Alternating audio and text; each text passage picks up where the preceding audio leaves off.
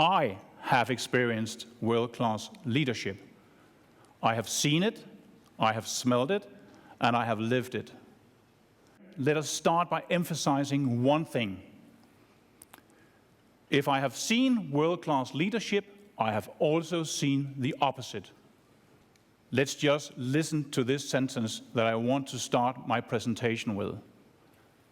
This world is simply a too small place, having and accepting pathetic, greedy, and me, I love myself leaders. We need role models, role model leaders who show a caring compassion towards their employees, society, and the world. I have seen world-class leadership working since the mid-90s with more than 100 Danish and international companies talking about strategy, organization, and leadership, 40 municipalities, the Danish national football team since late 2016, and I've been working as a diplomat in Paris, Madrid, and The Hague.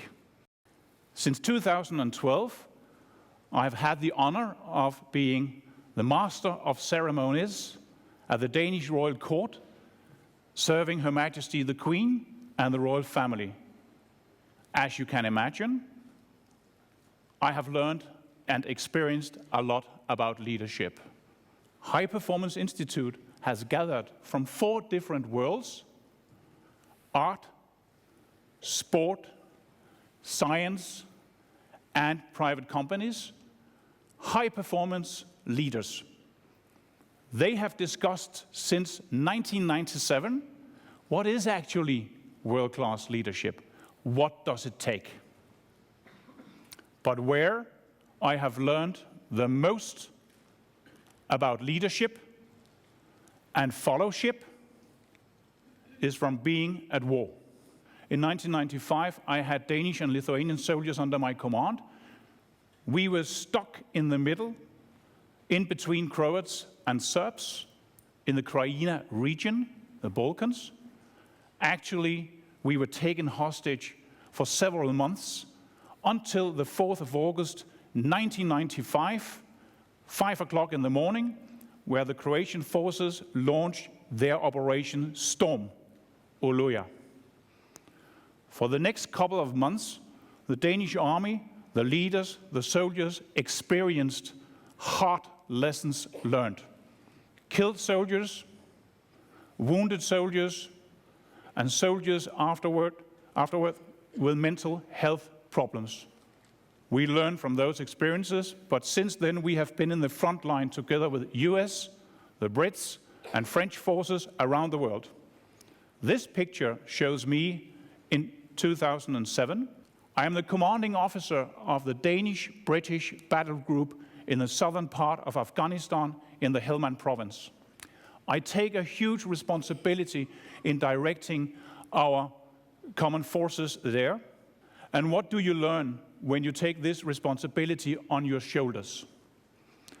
I can guarantee you that when you do your analytical processes and when you do your preparatory work, then you go deep into all your preparations. Because one thing is for certain, when you're standing there taking the utmost responsibility, I know that I will be the one taking responsibility also where we will take lives. We will take lives during this mission in the Helmand province fighting the Taliban, but we will also lose lives. You can imagine that before you move into such an operation, you really think twice. Therefore, what I'm going to tell you about is world-class leadership. What does it take for us leaders to perform world-class leadership? I have brought with me today 3 things I want to underline. Listen to the 3 words: will, can, and do. Will. Much too often I see in private companies, public sector, organizations, that we are in doubt about what is actually the overall purpose of us working here at this company, this factory. What is the overall purpose? What is the big why? What is the intent of us working here? Charlotte, sitting here behind me, together with two beautiful Afghan girls, she knows what our higher purpose was. We had the purpose of bringing the kids back to school so that they could have a better life in their future. It was a great higher purpose. Test yourself sitting in here, where you go to work on a daily basis. What is the higher purpose where you are working? When you are sitting next time together with your grandmother, and your grandmother will ask you the basic question, darling, where are you working now? And you will, of course, answer. Then she also will have an interest in, why are you working there? Of course, you should have an idea about why am I working at this site. And when we have identified through our strategy work, planning, whatever we call it, this is the higher purpose. And if we still are in doubt about what the higher purpose is, just think about one thing that is not motivational, talking about key performance indicators, talking about spreadsheet, figures and numbers and so on. Go back to the founder. The founder's mentality, what was it he or she thought about when they invented and created their company? What about the small Danish company, Lego? What about their founder? I think that he thought about the following: I want to be in the business where I will make kids happy, joyful. They would have a ball game. That is a great purpose. And when you have decided upon the higher purpose, then we will also identify 3 to 4 main areas, key areas, and we will bring them on from will to can. We need to have a linkage in between our overall purpose, the 3 to 4 key areas, into the can. And the can is training. I see too often lacking the correspondence in between this is what we will and this is what we can. If we are here to convince our employees that yes, let's move on with motivation and passion and dedication, we need to translate the strategy into a training plan. Test yourself. Do you have a training plan where you are working?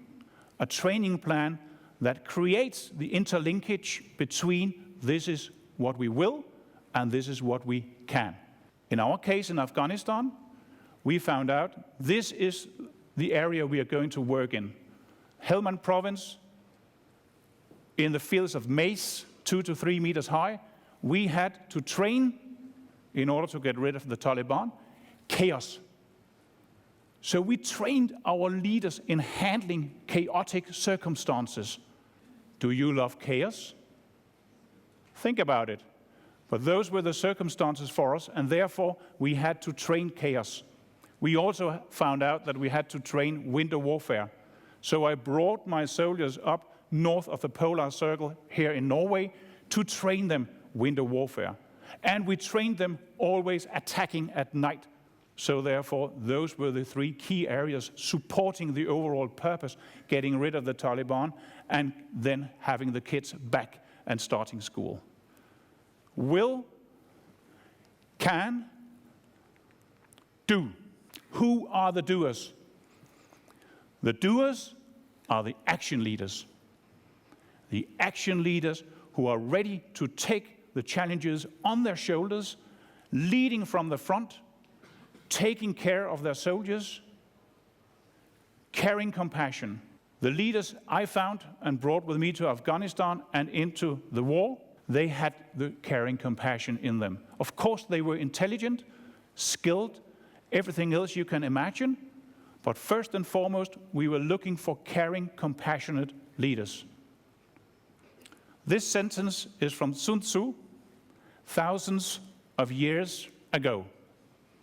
He said the following, this Chinese general: if you treat your soldiers as if they were your own children, then they will follow you through the deepest of valleys. As if own children? To the leaders in here, to the leaders around the world, ask yourself the basic question: do I love my employees? Do I love my frontline heroes? Think about it. Reflect upon it. I can tell you what we learned from being engaged at war. If our soldiers and the parents and the relatives did not feel that my leaders would show and truly have a caring compassion towards the soldiers, yes, they loved the soldiers, they would not be followed. To the leaders sitting in here and thinking, it's too much, okay. You will succeed. Today it's Friday. You will succeed in inviting your employees to the Friday cafe and having a beer, gin tonic, or whatever you should suggest, and even also buying it for them. They will follow you. But what if an immense crisis occurs and you will have to lead your soldiers, your employees, into an immense crisis, maybe on a daily basis into a rain of bullets? Would you, as a leader, then be followed? Reflect upon the following: do I love my soldiers? Do I love my employees? We need leaders who are not artificial leaders, who are not playing a role. Artificial leaders are not followed.